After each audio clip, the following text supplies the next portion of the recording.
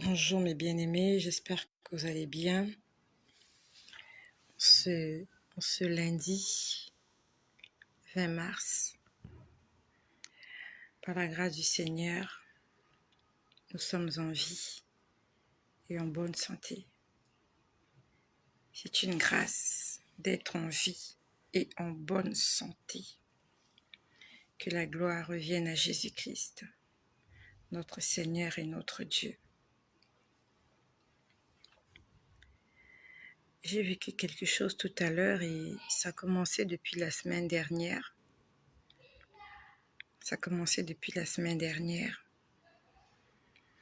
La semaine dernière, c'était plus exactement jeudi. Le Seigneur m'a rappelé quelque chose. Bonsoir à toutes mes sœurs qui sont là. Ous, Florida, Mayele. Ça a commencé le jeudi dernier. Elisa Ngomo. Jeu du silence. Si tu peux allumer la lumière. Ça a commencé jeudi dernier. J'étais dans la salle à manger. Et le Seigneur m'a rappelé quelque chose qui m'avait montré il y a de cela plus de 7 ans. J'avais fait un songe. Et le Seigneur me l'a rappelé. Et dans ce songe-là, il y a des gens qui étaient en train de me persécuter. Et aujourd'hui, 7 ans ou 8 ans plus tard, ce songe est sur le point de s'accomplir. Lorsque le Seigneur m'avait montré ce songe, je n'étais pas encore convertie. J'étais une chrétienne, mais je n'étais pas affermie. En fait, c'est juste pour dire que Dieu nous parle à tous. Dieu nous révèle les choses avant que les choses n'arrivent. Sauf que souvent nous ne faisons pas attention et souvent nous oublions. Il y a quelque chose qui est sur le point de se réaliser et Dieu me l'avait montré il y a de cela plus de 7 ans. Il me l'a rappelé jeudi dernier. Et quand j'avais fait ce songe, je l'avais négligé en fait. Comme nous avons l'habitude de négliger tous les songes, nous disons juste sans effet au nom de Jésus. Non. Quand Dieu t'a montré quelque chose, c'est soit pour que tu te prépares à ce que la chose arrive, soit que tu pries pour que la chose n'arrive pas. Il y a deux choses. Il me l'a rappelé, ça m'a fait très mal. Parce que ce qui se préparait à arriver allait me faire très mal au cœur. Il y a des gens qui sont en train de se préparer à blesser mon cœur. Il y a des gens qui, en dehors de ce que j'ai déjà vécu, et je vais faire un effort de ne pas pleurer ce soir, ces gens-là sont conscients de ce que je suis en train de vivre. Ces gens-là sont conscients de ce que je suis en train de traverser. Ils ont été témoins, ils l'ont appris, ils ont été témoins. Et certains, je suppose, ont fait semblant de venir me porter assistance. Certains ont fait semblant de venir me dire « Courage, on est avec toi, désolé, ça va aller ». Ils ont fait semblant. Parce qu'on ne peut pas venir la journée, souhaiter des condoléances à quelqu'un, remonter le moral à quelqu'un et la nuit, chercher à détruire cette personne. C'est de l'hypocrisie, c'est du mensonge, c'est du maquillage, c'est du make-up, c'est de l'escroquerie, c'est de la tricherie. C'est l'exploitation de l'homme par l'homme.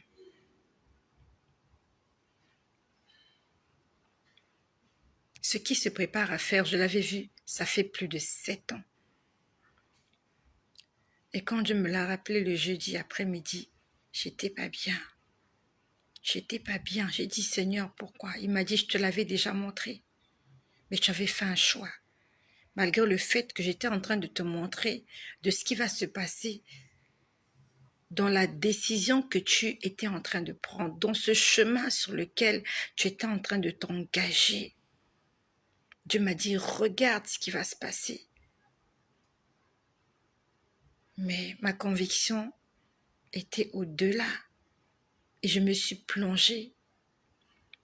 J'ai plongé, j'ai foncé la tête la première. Et aujourd'hui, près de 8 ans plus tard, ce qu'on m'avait montré, ce qu'on m'avait averti est sur le point de se réaliser. Et je suis montée dans ma chambre, j'étais en train de prier, c'était jeudi. J'étais en train de prier, je disais, Seigneur, je reconnais que je me suis mise dans cette situation par moi-même. J'ai dit, tu m'avais averti, Seigneur. J'avais décidé de ne pas regarder. J'avais décidé personnellement de fermer les yeux sur ce que Dieu me montrait. J'avais personnellement décidé de fermer mes oreilles, de fermer mon cœur. Dieu m'avait montré, regarde dans quoi tu es en train de te mettre. Mais personnellement, j'ai fermé mes yeux. J'ai pas voulu voir, j'ai pas voulu écouter, j'ai pas voulu accepter. Et aujourd'hui, les choses sont sur le point de se réaliser. Et c'est pas la faute de Dieu, c'est ma faute. J'ai accepté de me mettre là-dedans. C'est ma faute. Et je lui ai demandé pardon. J'ai dit, Seigneur, mea culpa. J'ai dit, Seigneur, j'ai fait beaucoup d'erreurs dans ma vie. Je reconnais que la majorité des choix que j'ai faits n'étaient pas bons. J'ai dit, Seigneur, je reconnais que la majorité des choses dans lesquelles je me suis jetée, engagée, c'était pas bon. Tu m'avais toujours averti. Tu m'avais toujours dit. Excusez-moi. Ok. Dès que tu finis, tu entres à la douche. Le Seigneur nous avertit toujours. Peut-être que toi, tu es en train de traverser aussi des moments difficiles. Si Dieu pouvait te rappeler qu'il y a de cela quelques années en arrière, il t'avait averti, il t'avait parlé ou il était passé par quelqu'un pour te parler, mais tu t'es entêté. Et aujourd'hui, tu pries. La chose ne s'arrange pas, les choses ne marchent pas, rien ne va. Et tu es en train d'accuser Dieu. Ah Dieu, tu n'écoutes pas mes prières. C'est pas Dieu, c'est nous-mêmes. C'est nous-mêmes. Nous avons fait tellement de mauvais choix. Tellement. Et je suis la première. Sur 100% des choix que j'ai faits, 99 étaient mauvais. Et je suis en train d'en payer le prix. J'ai prié le jeudi soir. J'ai prié le jeudi. Non, c'était pas jeudi soir, jeudi après-midi. Je suis montée dans ma chambre et j'ai prié. J'ai dit, Seigneur, mea culpa. C'est de ma faute. Tu n'es pour rien dans tout ça. J'ai cherché. J'ai trouvé. J'ai cherché, j'ai trouvé les problèmes. Pourtant, tu m'avais dit, ne mets pas tes pieds là-dedans. J'ai dit, Seigneur, je t'en supplie. Aie pitié de moi. Seigneur, je t'en supplie. Tu peux réparer, tu peux arranger, tu peux changer. Même si c'était écrit que ça allait se passer comme ça. J'ai dit, Seigneur, toi, tu es Dieu. Tu es tout-puissant. Moi, je ne suis pas Dieu. Je ne suis pas toute puissante. Je ne peux pas changer les choses. J'ai dit, Seigneur, toi, tu peux le faire. Je lui ai dit, je t'en supplie. Je t'en supplie, Seigneur, pour ma foi. Je t'en supplie. Tu peux éloigner cette coupe de devant ma face. J'ai dit, je t'en supplie. Fais quelque chose. Fais quelque chose, Seigneur. Je lui ai dit, je traverse trop de moments difficiles. J'ai dit, je traverse trop de moments difficiles et tu le sais. Et si on ajoute à cela ce que tu m'as montré il y a de cela 7 ans. Qu'est-ce que je vais devenir? Je ne serai que l'ombre de moi-même, je serai qu'une épave. J'ai dit, je reconnais, c'est de ma faute, mais je t'en supplie, Seigneur. Et j'étais là allongée, j'étais en train de prier. J'ai commencé à entendre une chanson. C'était jeudi après-midi. La chanson disait, c'est moi qui apporte la guérison. C'est moi qui apporte la guérison. C'est ce que disait la chanson. C'est moi qui apporte la guérison. C'est moi qui apporte la guérison. Et je me suis assise, j'ai commencé à chanter cette chanson. C'est toi qui apportes la guérison, Seigneur. C'est toi qui guéris les cœurs blessés. C'est toi qui consoles ceux qui sont affligés, tristes et angoissés. C'est toi qui sèches les larmes. Tu ne les essuies pas, mais tu les sèches. J'ai dit, Seigneur, apporte la guérison autour de moi, dans ma maison. S'il y a une maladie quelconque, s'il y a un mauvais esprit, s'il y a quelque chose qui veut venir troubler ma paix, j'ai dit, c'est ton supplie. J'ai dit, Seigneur, tu sais que je ne compte que sur toi. Je n'ai que toi, Seigneur. J'ai dit, Seigneur, je n'ai que toi et tu le sais. Je n'ai pas besoin de te le dire, tu le sais que je n'ai que toi. Toutes les personnes autour de moi, toutes les choses sur lesquelles je m'appuyais sont en train de s'écrouler. Les gens sur lesquels je comptais sont en train de mourir, sont en train de m'abandonner. Et je me sens seule, je me sens dépouillée, je me sens vidée. Comme Élie. Comme Élie, il croyait qu'il était seul. Mais Dieu lui a dit encore 700 prophètes qui n'ont pas fléchi les genoux devant Baal. Il croyait qu'il était seul à combattre contre Jézabel. C'est comme ça que je me sens seule. Seule contre 400 prophètes de Baal. Seule contre l'armée des ténèbres. Et Dieu me disait, c'est moi qui apporte la guérison. Quand je viens avec la guérison. J'ai dit, Seigneur, guéris-moi. Guéris les gens qui m'entourent. J'ai dit, Seigneur, efface. Ne te souviens pas de mes erreurs. Je reconnais, j'en ai fait. Et je mérite d'en assumer les conséquences. J'ai dit, Seigneur, souviens-toi des promesses que tu m'as faites. Quand je faisais ces choix-là, j'étais ignorante. J'étais aveuglée. Je m'étais aveuglée par le vent de la jeunesse. Je m'étais aveuglée par les belles paroles, par les belles promesses. Je m'étais aveuglée par un miroir qui me reflétait, qui ne me reflétait pas la vérité. J'ai dit, j'assume, mais je t'en supplie, fais quelque chose. Mon père n'est pas là pour m'aider. Ma mère n'est plus là pour m'aider. Il n'y a personne qui peut me venir en aide. Il n'y a que toi, Jésus. Et je te fais confiance. Ça, c'était le jeudi. Et pour ceux qui se rappellent et pour ceux qui sont connectés, je vous ai dit qu'il y a de cela quelque temps. C'était la semaine dernière. J'ai vu des gens venir dans ma cuisine et me donner des ordres de ce que je devais faire ou ne pas faire dans ma propre cuisine. Dans ma propre cuisine. Et j'ai compris ce que cela signifiait.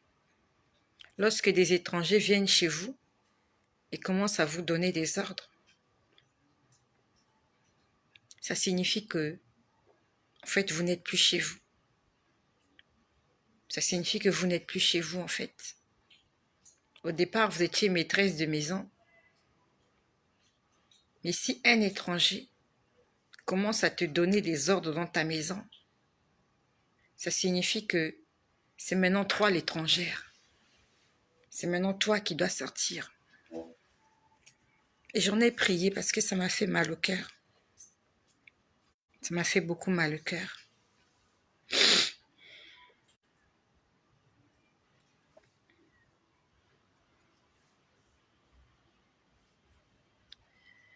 Donc le jeudi, j'ai prié. Le vendredi est passé. Le samedi. Dans la nuit du samedi au dimanche. Dans la nuit du samedi au dimanche, j'étais là. J'étais en train d'écouter... J'étais sur YouTube en fait. J'écoutais des choses sur YouTube. Et je vais lui donner mon dos au téléphone. J'étais allongée sur le lit. Pendant que j'étais allongée sur le lit, j'ai encore vu quelqu'un entrer dans ma cuisine. C'était tellement réel. J'étais dans une cuisine. Cette fois-ci, c'était... En fait, c'est comme si j'avais une nouvelle maison. Une grande cuisine très belle. C'était pas la même maison, mais c'était ma cuisine. Et il y a quelqu'un qui entre dans ma cuisine. Cette personne-là, je la connais. Quelqu'un entre dans ma cuisine et cette personne faisait partie des gens qui, la première fois, sont venus dans ma cuisine. Je parle des choses spirituelles. Donc, la première fois, ces gens-là, enfin, ces personnes-là, elles étaient nombreuses. Elles me disaient, en fait, elles me donnaient des ordres. Cette fois-ci, cette personne est venue toute seule. Ça s'est passé dans la nuit du samedi au dimanche. Je ne sais plus quelle heure il était. Je vois cette personne venir dans ma cuisine, en train de chercher dans ma cuisine quelque chose de compromettant. Donc, quelque chose pour m'accuser. Quelque chose pour m'accuser, pour me dire... En fait, elle cherchait une bouteille. Et dans cette bouteille, il y avait de l'eau. C'était de l'eau souillée. Et elle est venue expressément dans ma cuisine, fouiller cette bouteille pour dire aux gens, vous voyez ce qu'elle fait? Dans sa cuisine, elle a des choses bizarres. Elle fait des choses bizarres. Mais lorsqu'elle entre dans ma cuisine, j'ai l'impression qu'on avait vidé ma cuisine. Ma cuisine était devenue vide. Il n'y avait même plus une assiette, même pas une fourchette. Donc quand elle est venue, elle était confuse parce qu'elle a dit des choses.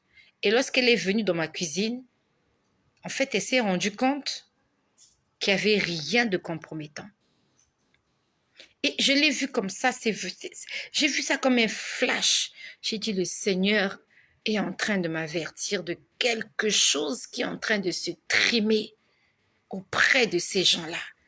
Quelque chose est en train de se trimer. Ils sont en train de préparer quelque chose. J'ai commencé à prier. J'ai commencé à prier. J'ai dit, Seigneur, aie pitié de moi. Si tu as montré, ça veut dire que le combat est réel. J'ai dit, Seigneur, aie pitié. Aie pitié de ma pauvre vie. Tu m'as envoyé sur terre pour une mission. Mais je refuse. Je refuse ce que je suis en train de voir, même si je me suis mise là moi-même. J'ai dit, Seigneur, je refuse. Je t'en supplie. Comment je pourrais témoigner si je passe par là? Si je vis par là? S'il faut que je boive cette coupe, comment j'aurai le courage de continuer de parler de toi? J'ai dit, ça sera le contraste. Je ne peux pas venir dire tout va bien, sourire, alors qu'au fond de moi, les choses ne vont pas bien. J'ai dit, je refuse dire des choses qui ne sont pas vraies. Je refuse de montrer quelque chose qui n'est pas vrai. J'ai envie de venir parler de Jésus en toute quiétude, avec la paix de mon cœur. J'ai prié dans la nuit du samedi. À la limite, j'ai presque pas dormi. J'ai prié jusqu'à... Je crois que j'ai dormi à 3 heures du matin. J'ai fait un effort de dormir à... Il était presque 4 heures parce que je me suis dit, je vais me réveiller à 6 heures, il faut que je me prépare pour aller à l'église. Il était presque 4 heures quand j'ai commencé à trouver le sommeil.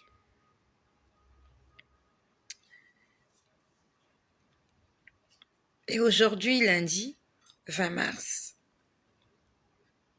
cet après-midi, j'étais en train de penser à tout ça. J'étais en train de penser à tout ça. Et ce matin, j'ai eu du mal à me lever ce matin. Je dormais, je me sentais tellement bien. Je ne voulais pas me réveiller ce matin. Je me disais, Seigneur, si tu pouvais me laisser dormir comme ça, en paix, sans être dérangée, sans penser à quoi que ce soit. Juste dormir, me reposer, avoir la tête vide. J'ai dit, je veux juste avoir la paix de mon cœur. Je veux juste ne pas être là à m'inquiéter, à penser à toutes ces choses qui me font réfléchir. Et cet après-midi, je priais à ce sujet. En fait, j'étais en train d'y penser. Cet après-midi, j'étais en train de penser à tout ça. Et j'étais en train de demander au Seigneur comment il faut que je prie. Je disais, Seigneur, dis-moi comment j'ai prié. Parce que ces gens-là, je croyais que ces gens-là m'aimaient. J'ai cru que ces gens-là étaient de mon côté. C'est toute une famille. Ce ne sont pas que quelques individus. C'est toute une famille qui veut briser ma vie. Et c'est même pas ma famille. C'est même pas ma famille. Donc en dehors des combats que j'ai dans ma propre famille, je suis confrontée à une autre famille qui n'est pas la mienne. Je ne suis pas issue de cette famille. Mais ils sont en train de méditer ma perte. Ils sont en train de fouiller. Ils sont en train de chercher comment ils vont me faire souffrir. Comment ils vont venir prendre le dessus sur ma vie pour que je souffre. À la limite, quand ce sont les membres de votre famille, vous dites que vous allez faire tête, mais quand ce n'est pas votre famille, vous posez des questions. Comment je vais continuer à leur sourire? Comment je vais continuer à leur parler? Comment je vais continuer à les fréquenter tout en sachant ce qu'ils sont en train de penser au fond de leur cœur à mon sujet?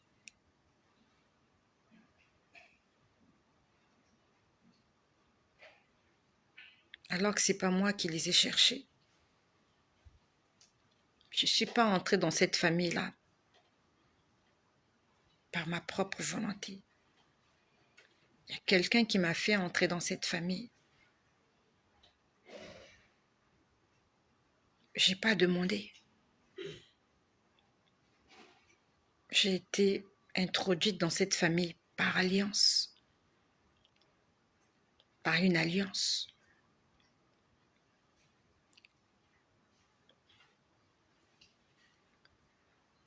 Et ça fait très mal. Ça enlève même la joie de vivre, ça enlève même l'envie de vivre. Quand vous vous rendez compte qu'il n'y a personne qui marche avec vous,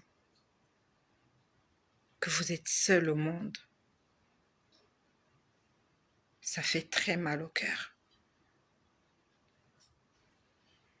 Vous êtes persécuté dans votre famille paternelle, vous êtes persécuté dans votre famille maternelle.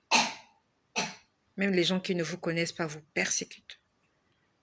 Dans le quartier, vous êtes persécuté. Même des gens que vous avez rencontrés dans la rue vous persécutent. Alors que vous n'avez pas forcément cherché ça. Vous rencontrez quelqu'un dans la rue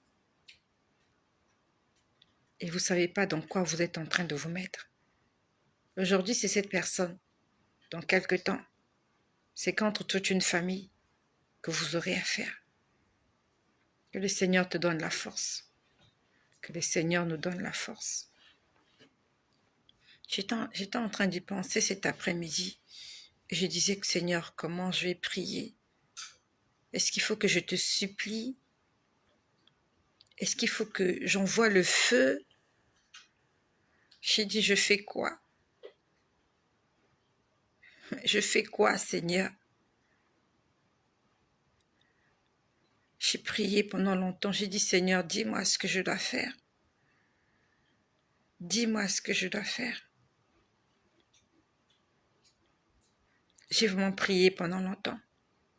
Je me suis concentrée à ce sujet. J'ai prié. J'ai dit, dis-moi comment je dois prier. Parce que je vais te dire honnêtement, Seigneur, je n'en veux pas. J'ai dit, Seigneur, je refuse. Je refuse cette situation. J'ai dit, je refuse. S'il faut que je passe par là, j'ai dit, viens me chercher. Parce que je refuse cette situation-là. Viens me chercher, puisqu'ils veulent que je meure. Ils iront mieux lorsque je mourrai, lorsque je disparaîtrai. Pourtant, ils ne m'ont pas engendré. Je ne suis pas de leur famille. J'ai dit, Seigneur, viens me chercher. Comme ça, ce qui se passera derrière moi, je ne serai pas au courant, je serai parti.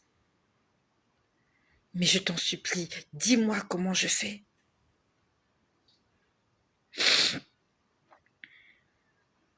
J'ai entendu quelqu'un parler. Et j'ai eu l'impression que j'ai vu la personne. C'était un homme qui a parlé. Et quelqu'un qui a dit, le Père a dit. J'ai dit, mais le Père a dit quoi? J'ai dit, pourquoi tu n'as pas terminé ta phrase? Le Père a dit quoi? J'ai dit, qu'est-ce qu'il a dit, le Père? Le Père a dit quoi? J'ai insisté pendant longtemps. Qu'est-ce que le Père a dit? Le Père a dit quelque chose, mais c'est quoi cette chose? J'ai dit, pourquoi tu n'as pas terminé ta phrase? Viens terminer ta phrase. J'étais en train d'insister. Qu'est-ce que le Père a dit? Qu'est-ce que le Père a dit? Le Père a dit quoi? Je veux savoir qu'est-ce que le Père a dit au sujet de ce que je suis en train de vivre. Qu'est-ce que le Père a dit? Et j'aimerais que tu en fasses une prière. Qu'est-ce que Dieu dit au sujet de ce que tu traverses? Tu as abandonné le péché, tu as tout abandonné, tu t'es consacré à Jésus. Et maintenant, tu passes par des moments difficiles. Qu'est-ce que Dieu dit au sujet de ce que tu es en train de traverser?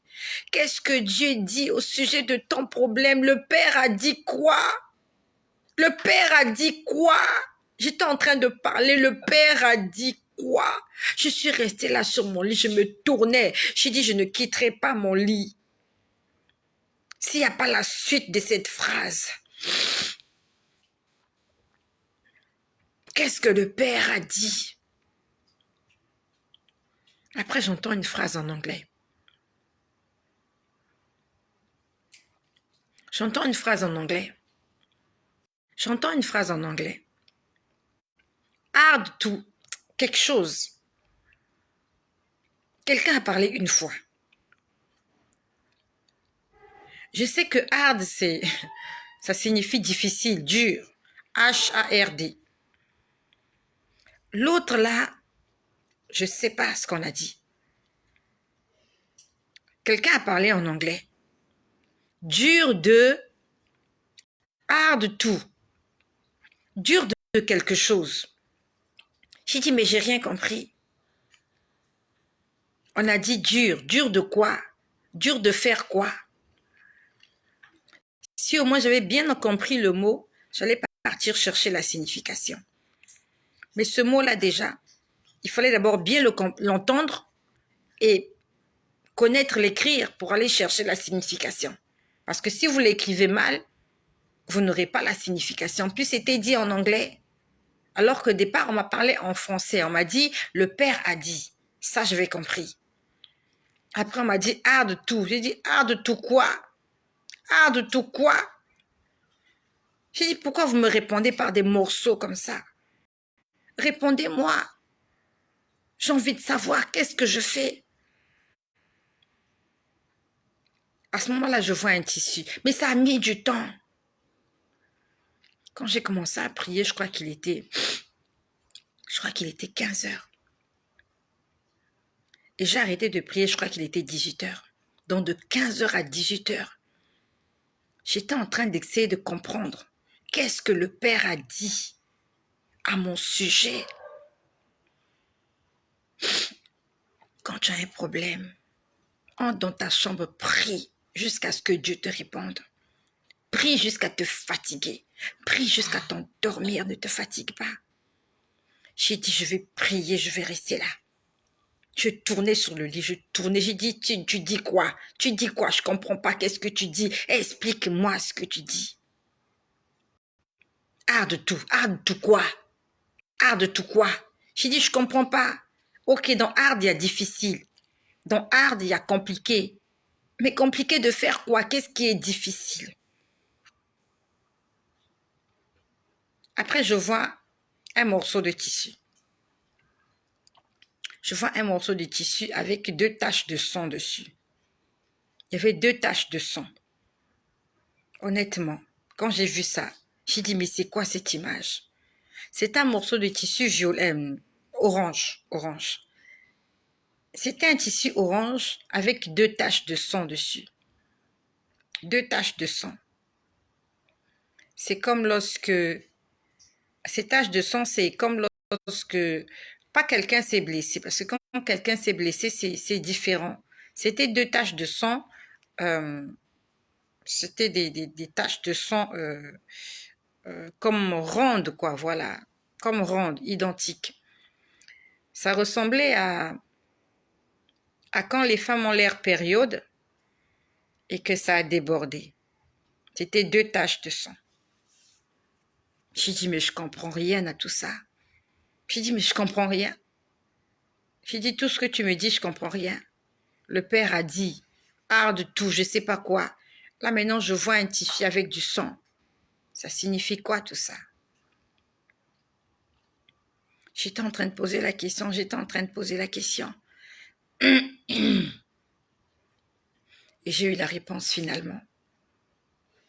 J'ai eu la réponse. Avant que je puisse avoir la réponse, j'ai vu un chien. J'ai vu un chien qui était en train de rigoler comme... Il avait un rire démoniaque. Ce chien avait un rire démoniaque. Il n'aboyait pas, mais il riait comme un démon. Il a rigolé. C'était un chien habillé comme un être humain avec des lunettes. Il ressemblait vraiment à un guignol.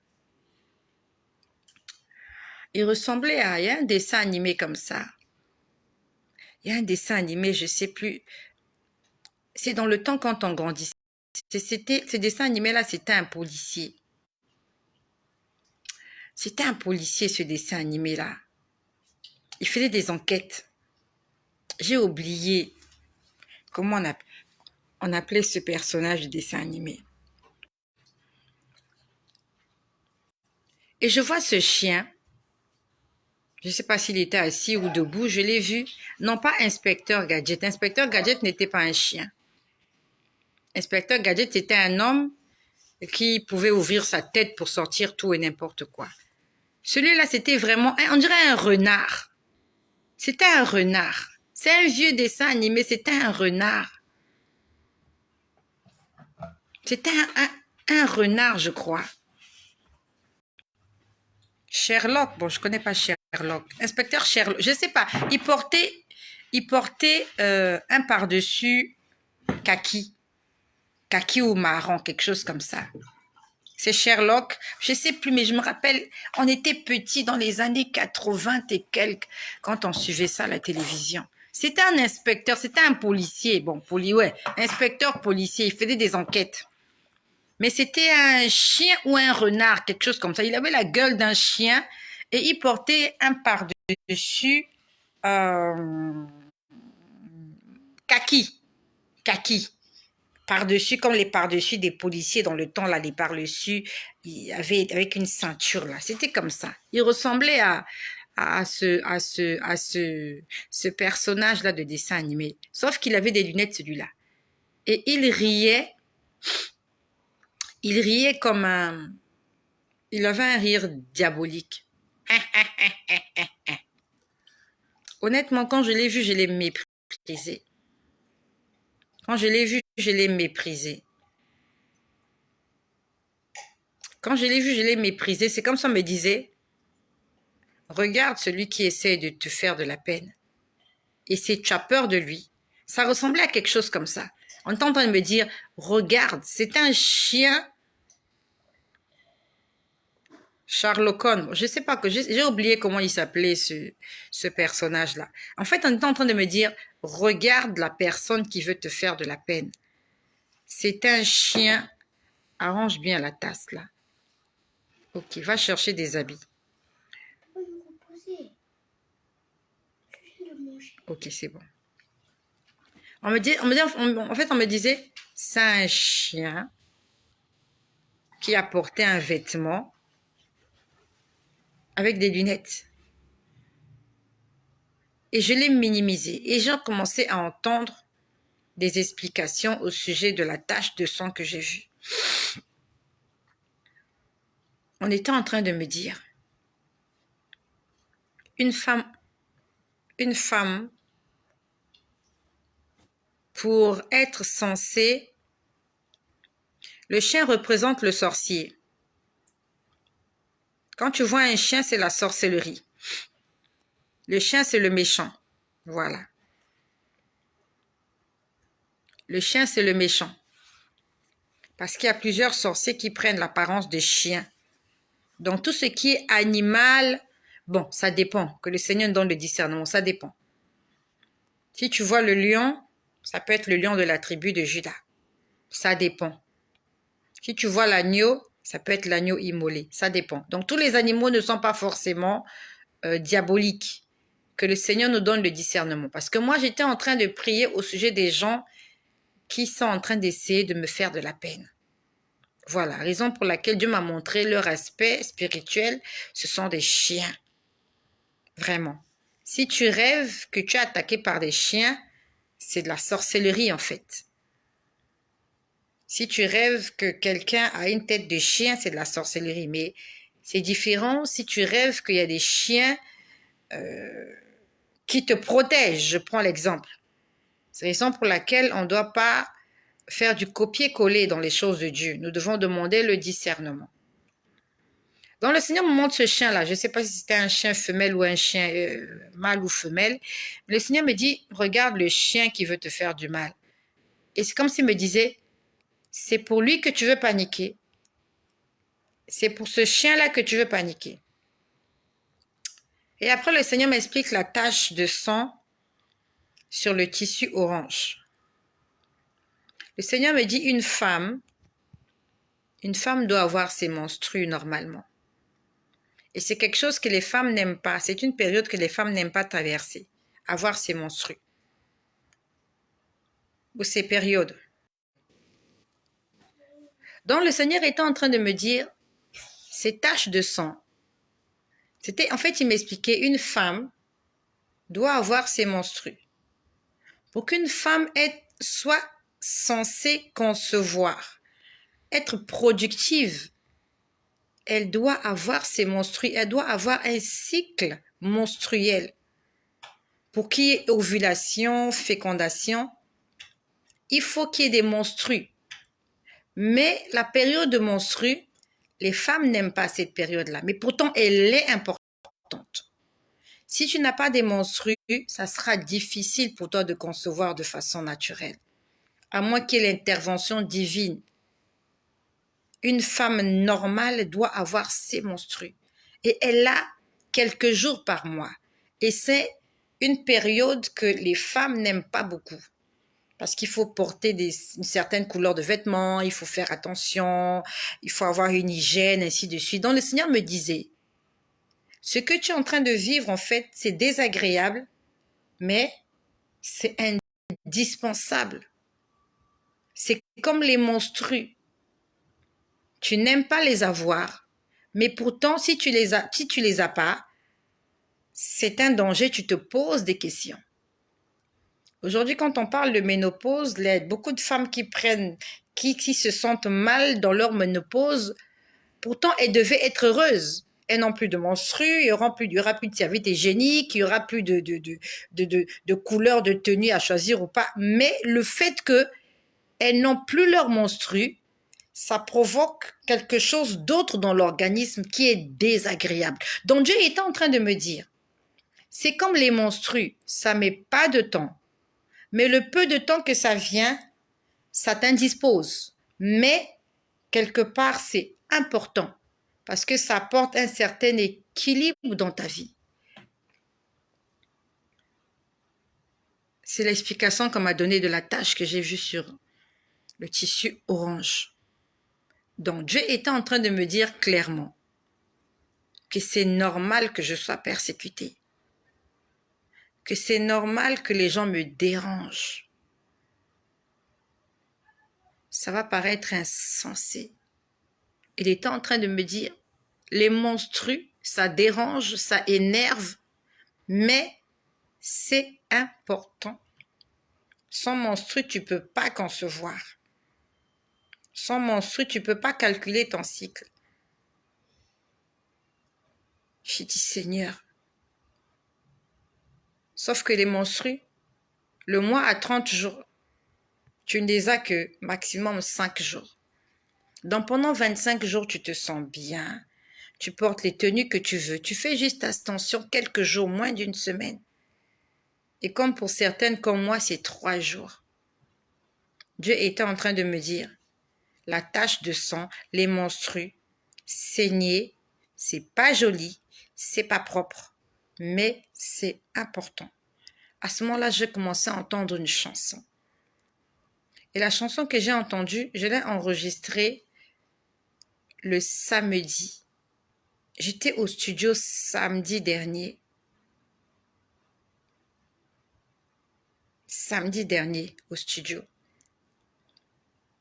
C'était une compilation de 3 chansons que j'ai enregistrées. Et parmi les 3 chansons, j'étais en train d'écouter l'une des 3 chansons tout à l'heure lorsque je demandais à Dieu comment faire tout ça.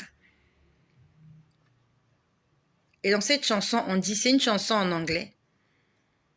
Would you like to sing with me?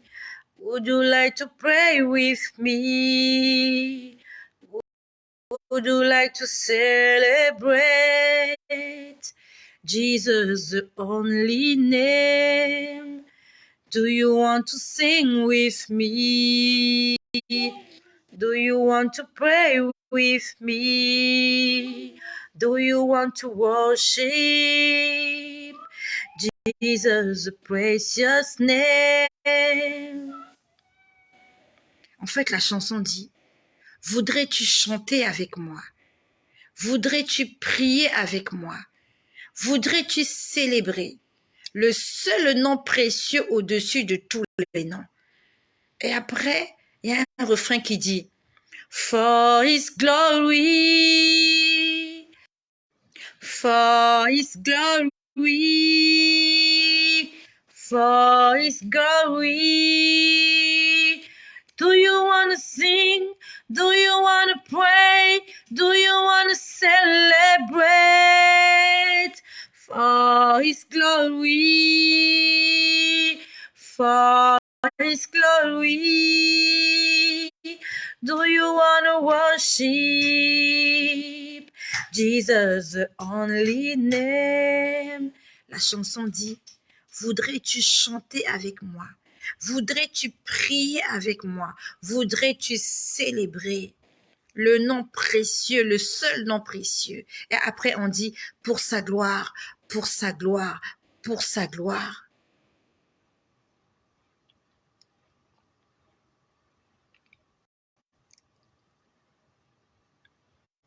C'est comme si Dieu était en train de me dire, adore-moi, chante, prie, célèbre, adore pour ma gloire, pour ma gloire, pour ma gloire.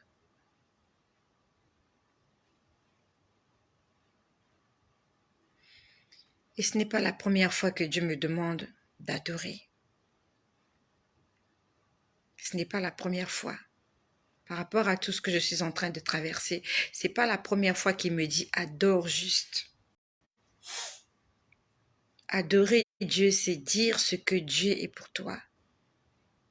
Dieu, tu es mon Père. Seigneur, tu es ma mère. Jésus, tu es mon frère, tu es ma sœur, tu es mon frère jumeau, tu es ma sœur jumelle, tu es mon protecteur, tu es mon guide, tu es mon consolateur, tu es mon créateur, tu es mon sauveur. Tu es celui qui m'a fait des promesses et tu vas le réaliser. Seigneur, tu n'es pas un menteur. Tu es celui qui m'a créé. Et la dernière fois, j'ai entendu un chant qui disait « Mon Créateur est vainqueur ». Adorer Dieu, c'est dire ce que Dieu est pour toi. Tu es peut-être comme moi en train de traverser des moments difficiles et tu te poses la question « Comment je prie? Qu'est-ce que je fais ?»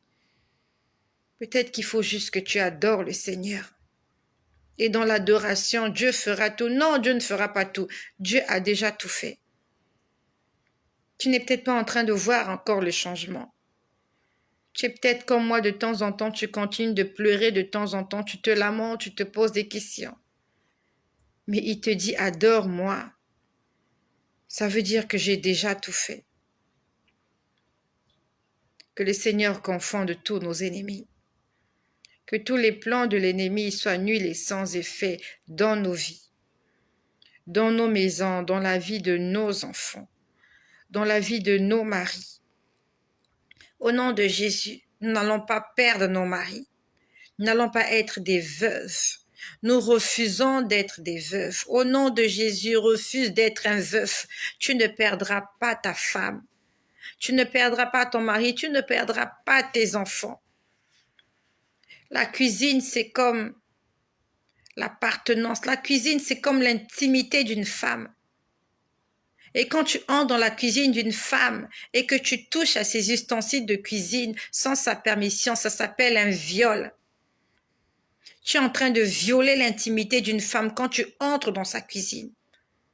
Le salon n'est pas un endroit d'intimité, parce qu'au salon, on reçoit tout le monde. Les toilettes, la douche, tout le monde peut entrer. Toute la maison, on pouvait avoir une même salle de bain. La chambre n'est pas un endroit secret pour une femme. Le secret d'une femme, c'est dans la cuisine.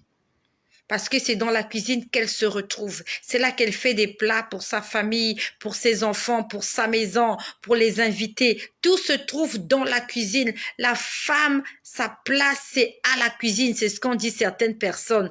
Parce que nos mamans passaient la plupart de leur temps à la cuisine. Du matin jusqu'au soir, elles étaient là. Ça se passe dans la cuisine. Et ils veulent entrer dans ma cuisine, dans mon intimité, dans l'endroit qui m'appartient. Dans une maison, la pièce qui appartient à la maman, c'est la cuisine. Il y a des hommes qui ne sont jamais entrés à la cuisine. À la limite, même quand ils entrent à la cuisine, ils se perdent parce qu'ils ne savent pas. Il y a même des enfants comme les miens, ils entrent à la cuisine juste pour déposer un couvert sale. Et ils